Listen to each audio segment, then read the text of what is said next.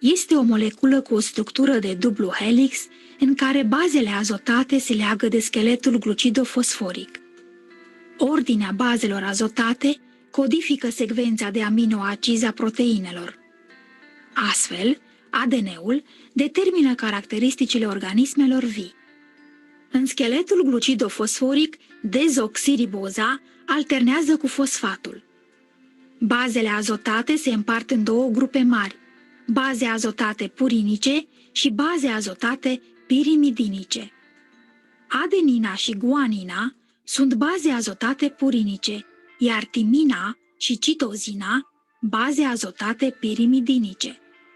Conform regulii de împerechere a bazelor, adenina trebuie asociată cu timina, iar guanina trebuie asociată cu citozina. Astfel, o bază azotată purinică mai mare se împerechează întotdeauna cu o bază azotată pirimidinică mai mică. Bazele azotate sunt legate prin legături de hidrogen. Adenina este legată de timină prin 2 legături de hidrogen, iar guanina cu citozina prin 3 legături. Celulele eucariote pot conține un ADN cu o lungime totală de mai mulți metri. Acesta trebuie structurat și organizat astfel încât să încapă fără a se încurca în nucleul cu un diametru de numai câteva miimi de milimetru și să poată fi divizat în mod corespunzător în celulele fiice pe parcursul diviziunii celulare. Molecula de ADN se răsucește pe proteine histonice și formează nucleozomii. Fiecare nucleozom este alcătuit dintr-un miez care conține un octamer histonic, în jurul căruia ADN-ul se înfășoară de 2 ori. ADN-ul este legat de nucleu prin histone H1.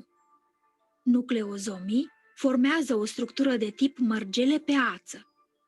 Structura de tip mărgele pe ață apare sub forma unei spirale de tip selenoid, fiecare secțiune conținând 6 nucleozomi.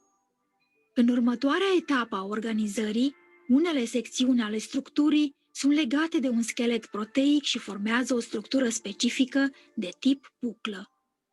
Această structură de tip buclă se înfășoară din nou pentru a forma cromozomul. Celulele umane conțin 46 de cromozomi, ADN-ul având o lungime totală de 2 metri în fiecare celulă. Aceasta înseamnă că fiecare cromozom microscopic conține în medie 4 cm de ADN.